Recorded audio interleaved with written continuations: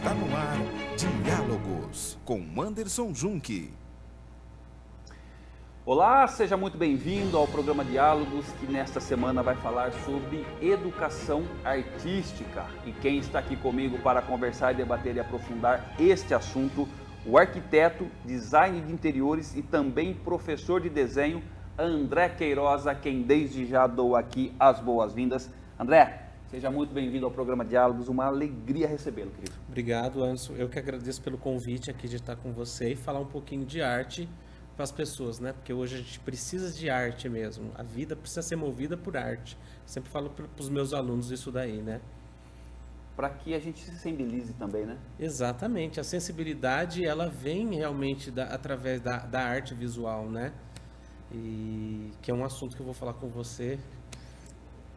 A gente vai conversar, Vamos, mas começando a nossa conversa aqui, André, eu queria muito que você falasse sobre a educação artística e as habilidades. Quando nós estamos falando desta educação, quais habilidades o sujeito acaba sendo de alguma forma exposto? Na verdade, Anderson, eu sempre falo assim, que a educação artística, ela é uma educação essencial para qualquer pessoa, né? Porque você, antes mesmo de você aprender a escrever, você aprende a desenhar, né? Na escolinha, no prezinho, toda criança começa com aquele desenho da casinha, de personagens que ele gosta, né? Ou numa época aí foi mangá, né? Muita criança tinha mangá como desenho que amava fazer, né? Que também é uma cultura de desenho, né? Mas era sempre uma maneira de se expressar, né? E o desenho, ele sempre teve essa ligação forte, né? A arte em si, né? O princípio da arte sempre foi o desenho, antes da escrita, antes de qualquer coisa, né? O que eu acho interessante, André, é que assim, na história da arte, o desenho sempre esteve presente e nos primórdios, né? Sim, sim. O desenho, ele é um marco do ser humano, tá? Então, quando nos primórdios, né, que você falou, se desenhava nas cavernas, né, você precisava se expressar e mostrar a sua marca ali, a sua essência, né? Então, ele contava a história dele através de imagens, de desenhos. Não tinha escrita, né? Então, o desenho representava o que ele estava fazendo e automaticamente contava a história, né? Então, esse princípio que você falou dos primórdios, né? Do desenho, isso já se estende até hoje, né? Até hoje a gente começa de uma forma primária a se expressar e aí você chega a grandes passos, né? O que eu vejo, André, e acho que você vai com certeza saber disso muito mais do que eu, mas eu tenho a minha leitura, não sou nenhum desenhista, mas o que eu observo é que assim, a questão do desenho, ela tem uma relação muito subjetiva do ser humano, né? Ele consegue colocar nos traços muito do que ele pensa, do que ele acredita. É assim que você vê também a questão do desenho? Eu vejo o desenho da seguinte forma, por exemplo, a roupa que você está usando, o carro que eu vim, alguém precisou desenhar. Então, essa forma orgânica da gente se expressar, que sai da nossa mão e materializa isso daí é um desenvolvimento do próprio ser humano, estilo, né? Então, existem os estilos antigos e os estilos mais novos, que é uma roda, Anderson. Isso fica girando, entendeu? A gente repete o passado e o passado repete a gente, né? No caso de estilo, de design, de roupa, né? Que eu sempre falo isso para as pessoas. Que é importante a gente sempre observar como estão as coisas em voltas, somente na parte de design de tudo, de roupa, de estética de casa, que a gente vai ter uma leitura muito grande de como que está o ser humano hoje, né? Como que o ser humano age. Por exemplo, as casas, eu que trabalho com arquitetura, né? As casas estão cada vez mais minimalistas. Mas as lembranças que as pessoas têm de casas não são casas minimalistas, são casas de vó, são casas com guardanapinhos no sofá, né? Então, quando você faz uma leitura em volta, que é tudo em volta da arte, né? Você vê como que as pessoas hoje estão um pouco mais, vou até falar aqui, mais vazias, né? Precisando preencher mais isso no coração delas, né? E a arte está aí para isso, né? André, deixa eu fazer um recorte que você me faz lembrar agora. Quando você fala, por exemplo, da questão do desenho, sendo arquiteto, como é que que você faz essa leitura? Eu sei que você tem o seu estilo, os seus traços, mas quando você vai projetar para o outro, como é que você interpreta o gosto do outro para desenhar para ele, projetar para ele a partir dos seus referenciais? É assim, primeiro a gente faz uma entrevista. Eu faço uma entrevista com o cliente, vejo o que ele precisa, a necessidade dele, quantas pessoas vão morar na casa, como que é a personalidade dele, né? O estilo de vida que ele quer ter. Através daquilo ali, eu, com a minha experiência, que vou determinar onde ele vai dormir, aonde ele vai comer, aonde ele vai ter uma piscina, aonde ele vai guardar o carro dele, aonde ele vai plantar um jardim. Então, assim, é uma responsabilidade muito grande, mas para que eu consiga chegar nisso daí, eu tenho que fazer uma leitura dele, da personalidade dele, conversar muito, como que é o dia a dia dele, e através disso daí eu desenvolvo como que vai ser a casa dele, entendeu? E isso não acontece só na arquitetura, isso acontece no mundo industrial em volta da gente, né? Tendências automobilísticas, né? Tendências de roupa, cortes de cabelo, né? Tudo. O urbanismo em geral, né?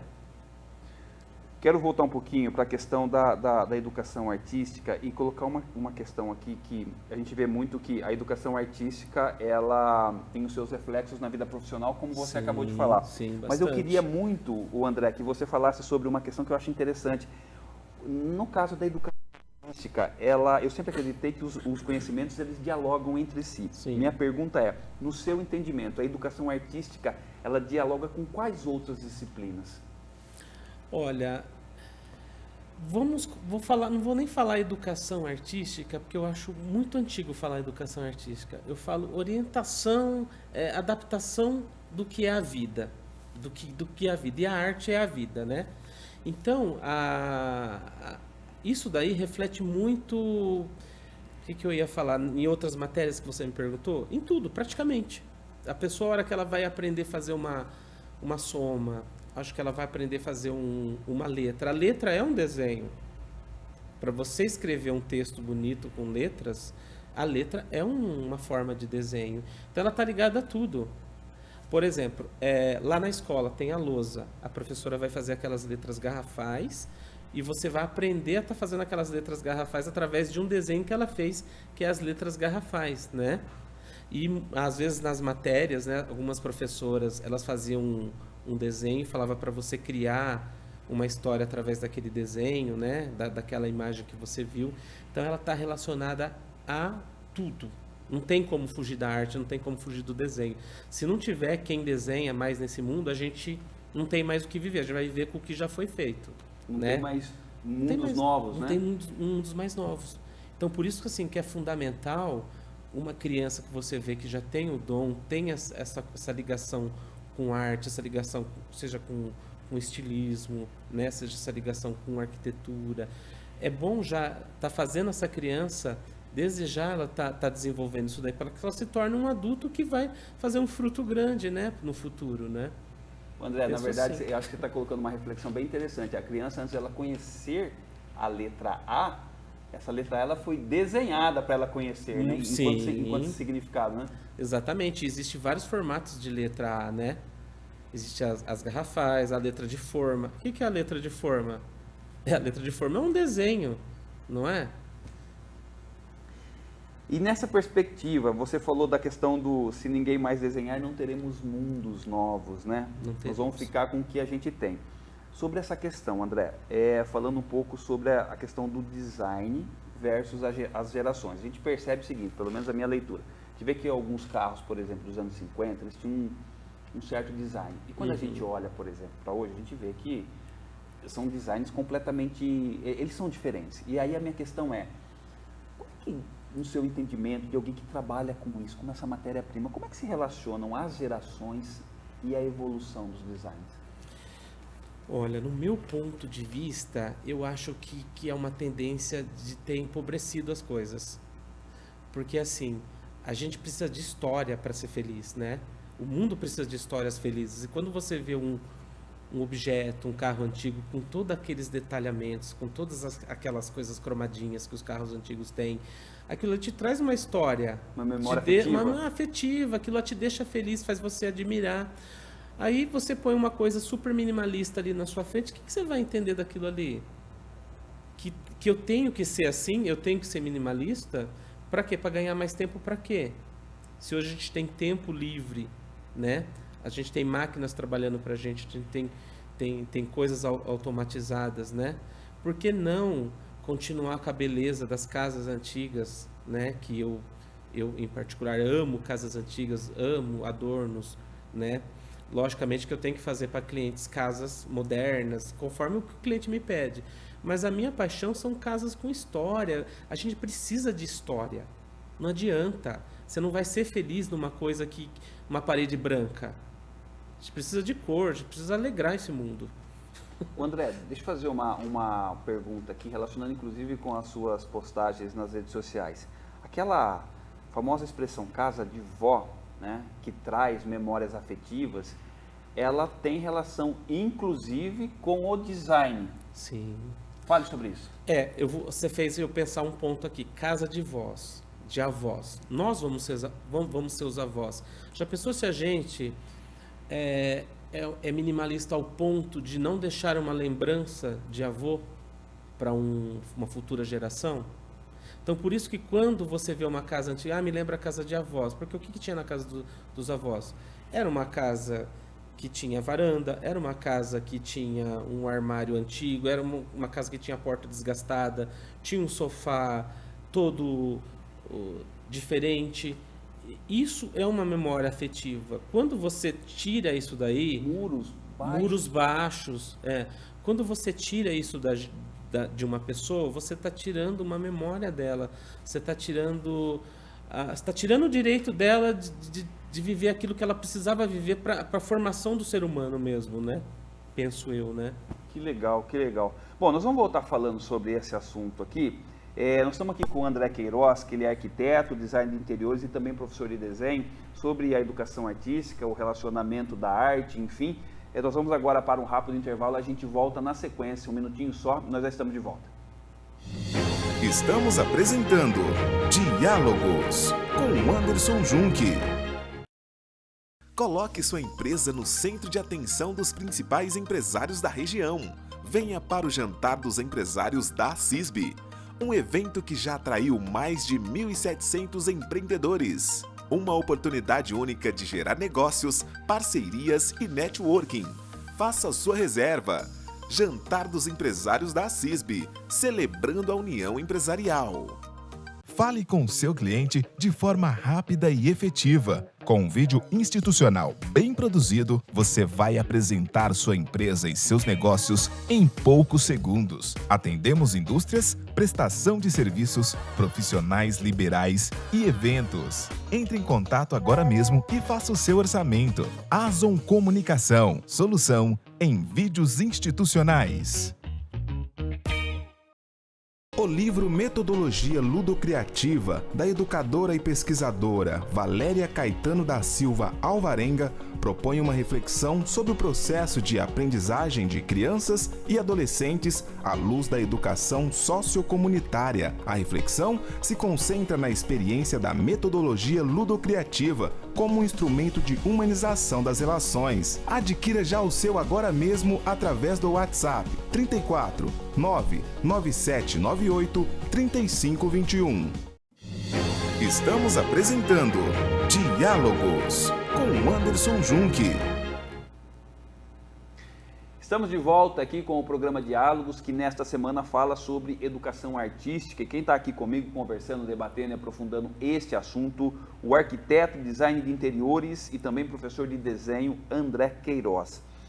O André, eu quero começar esse segundo bloco falando sobre o desenho enquanto uma modalidade nos concursos culturais. Nós tivemos a oportunidade de participar lá em Santa Bárbara do concurso do CMDCA, e aí eu queria muito ouvir de você essa questão do sentido de colocar a modalidade de desenho dentro de um concurso cultural. Quais reflexos nós podemos colher, quais frutos nós podemos colher desta iniciativa? Olha, Anderson, não querendo puxar o saco pro lado do desenho de novo, né? Mas para mim, dá a imagem que parece que o concurso girou em volta do desenho. apesar de ter todos lá, né, poesia e assim vai, mas os desenhos que a gente recebeu e analisou lá, né, a gente não analisava muito a técnica do desenho, né, analisava mais o que o desenho queria mostrar, né, até pela idade. Falava muito, muito, muito. Você via a materialização, né, a materialização da imagem da poesia naquele desenho, né? Então eu achei que foi espetacular, realmente necessário ter essa modalidade, todas as modalidades, né? Mas assim, de novo, né? Puxando pelo desenho, dá a impressão que o desenho que deu origem a esse concurso, porque como tinha crianças muito novas, né? A gente via desenhos de crianças que realmente o entendimento delas contra o trabalho infantil, o que elas sentiam, e elas conseguiam se expressar às vezes melhor no próprio desenho ali, que você via a emoção, né, contida ali. Agora, essa imagem. se você fizer uma análise da primeira edição em relação à segunda, no seu entendimento houve uma evolução?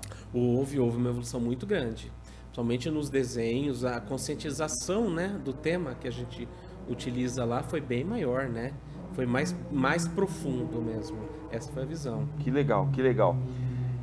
Relaciona para mim, dentro do contexto do desenho, André, a questão do processo criativo. Como é que o desenho em si, a educação artística, os traços, enfim, ele favorece a questão da criatividade mesmo do ser humano? É assim, Anderson, muito simples. A gente precisa ter um lugar para comer. Ah, mas eu vou comer aonde? Ah, eu queria uma tábua, não sei o quê. Uma tábua, uma cadeira. Não, como que é uma cadeira? Eu queria uma cadeira com encosto, assim. Então, para que isso aconteça, só eu falando você não vai entender. Aí eu tenho que desenhar uma cadeira, eu tenho que desenhar uma mesa, eu tenho que desenhar um prato para determinado alimento. Então, o processo criativo, ele vem da necessidade.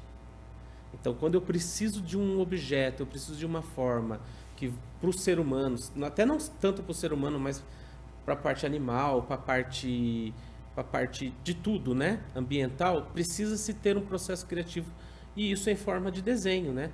Então a gente faz o desenho, esculpe esse desenho, né? Esculpe na argila, depois põe uma massa por cima, faz uma forma e aí vai desenvolvendo o produto, seja produto alimentício, seja produto para qualquer coisa no sentido. Que legal. Tem um grande referencial aqui, imagino que não somente para vocês que são profissionais do desenho, que é o Salvador Dalí. Ele tem uma fala que eu acho muito interessante, eu vou pedir para que você comente ela. Ele diz assim, ó: você tem que criar a confusão sistematicamente. Isto liberta a criatividade. Tudo o que é contraditório cria vida. Fecha aspas. Salvador Dalí. Comente isso. A gente já é um contraditório, né? O ser humano em si já é um contraditório.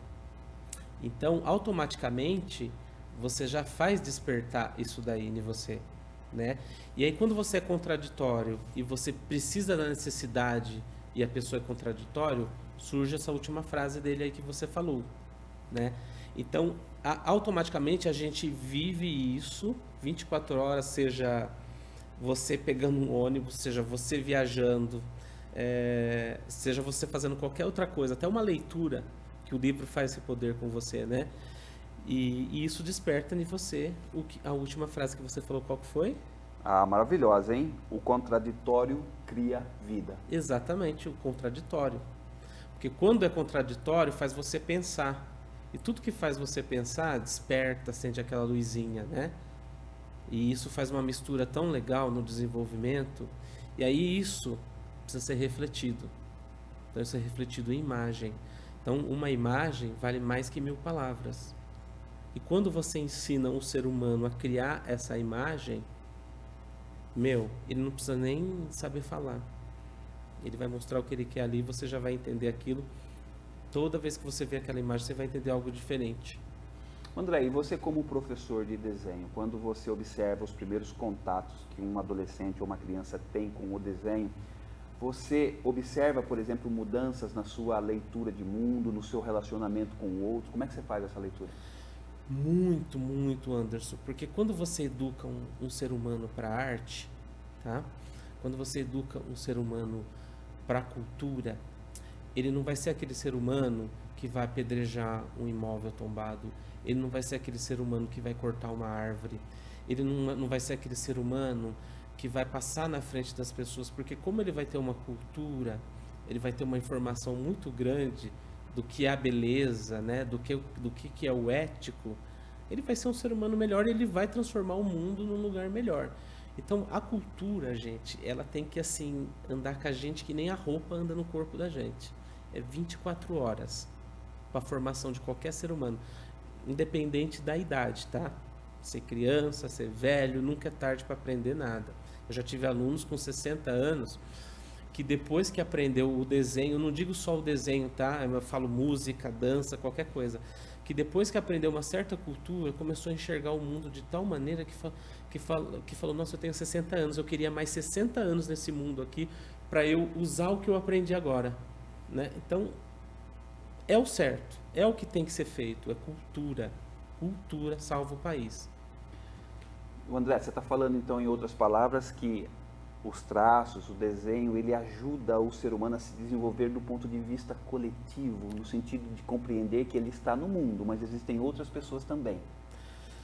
Sim, o desenho, ele te dá noção de espaço, ele te dá noção de ética, ele te dá noção de não sei me falar agora, mas ele te dá uma noção do que você pode e o que você não pode. Tá? Ele te dá uma noção dessa estética, do certo e do errado. Entendeu? Porque você, quando você está desenvolvendo, seja a poesia, seja o desenho, somente o desenho, né? Eu vou defender o desenho aqui, porque Sim. é minha parte maior, é fundamental para a transformação do ser humano, da pessoa, assim. Ela vai ser outra pessoa. Gente, você conversa com um artista, você vê que a pessoa, ela é tão para frente que você precisa conversar várias vezes com ela para entender até o que ela está querendo dizer para você. É muito engraçado. E você sabe que você me falou uma coisa agora sobre a questão do desenho, que eu acho interessantíssimo, o desenho, ele dialoga com muitas outras artes, inclusive com as artes da cena, né? As artes cênicas. Muito. Do começo ao final. Eu vou falar aqui, para desenvolver um filme, muitas produtoras desenvolvem storyboard, parece. Se desenha o filme primeiro, todo em quadrinhos, para depois começar a gravar as gravações, as cenas, através daquelas imagens que foram desenhadas, para ter uma sequência, uma dinâmica, um design, né? Porque também é um design, uma gravação, né? Então, o desenho ele determina até isso daí. Gente, o desenho é um poder tão grande e é um poder fácil de se aprender e usar. Aliás, essa é uma questão que eu acho interessante você falar sobre, a questão da facilidade e da dificuldade do aprendizado. Por que você defende que é fácil, André? Olha, eu vou dar um exemplo. Você que usa óculos, tá? Quando você for escolher seu óculos, você não colocou ele aqui e ficou, nossa, qual que será que combina mais com o meu rosto, que não sei o quê? Deixa eu pegar esse modelinho, esse outro modelinho. Então você foi colocando a sua percepção até ver um óculos que fique bom. Esse ficou bom em você, Sim. tá? Até que ficou certo pro seu rosto. Então você já está praticando o seu bom gosto, o seu bom senso ali. Você está usando, entre aspas, o desenho ali, que é o desenho do óculos, que é o desenho do seu rosto, entendeu? E que estabelece uma relação com a personalidade, inclusive, que é um valor subjetivo. Exatamente. Muito, muito, muito. Eu até, nem sei se dá tempo de eu falar ainda, né? Mas, por exemplo, eu vou falar um pouco do móvel provençal. O que é um móvel provençal? O móvel provençal é um móvel feito nas características de um móvel de madeira nobre, só que na época não se utilizava madeira nobre porque era destinado para os pobres, então era pintado de branco. E aí ficavam os desgastes, né, com o tempo. Hoje, você vai numa loja caríssima, esses móveis são vendidos mais caro que um móvel de madeira nobre, entendeu? Porque a gente fala o estilo provençal. Então, aquilo lá é um retrocesso, né, do que seria a beleza, do que seria a feiura, né? Então, eu falo, não tem feio, não tem belo, né, também, hoje. Poxa, que legal. André, nossa, eu queria Bom, é uma conversa que eu acho que vai longe, né? Tem muitas questões que envolvem a questão do desenho, porque ela vem muito ela desperta tantas outras reflexões, né?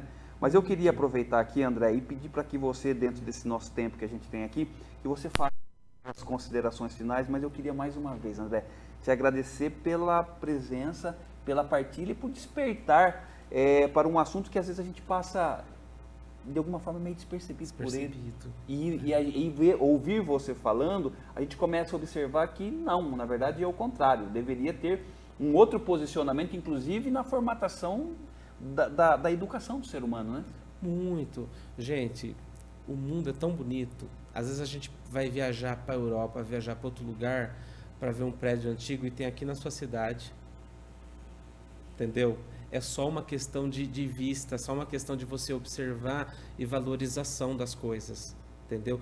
Tudo que vocês usam, tudo, até essa câmera que eu estou falando, foi pensada por alguém. Então ela foi pensada para beneficiar o quê? Eu, o ser humano. Entendeu?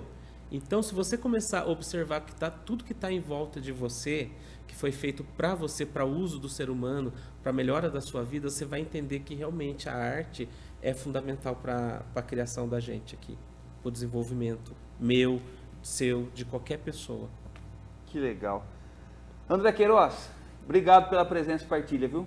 Obrigado pelo convite, né? Espero não ter falado muito, né? Mas eu quis realmente falar um pouco do que eu penso, né? Do que eu sinto, né?